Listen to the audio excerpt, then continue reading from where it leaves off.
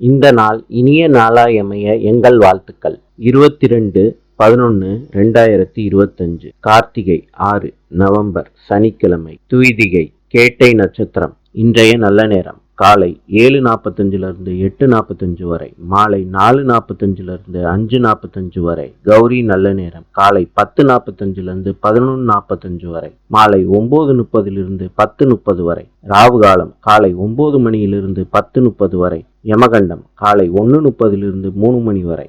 இன்றைய ராசி பலன். மேஷம் கவனம், ரிஷபம் நட்பு, மிதுனம் நற்செயல், கடகம் போட்டி, சிம்மம் பக்தி, கன்னி இரக்கம், துலாம் வரவு, விருச்சிகம் சுபம், தனுசு உற்சாகம், மகரம் உழைப்பு, கும்பம் மறதி, மீனம் சினம்.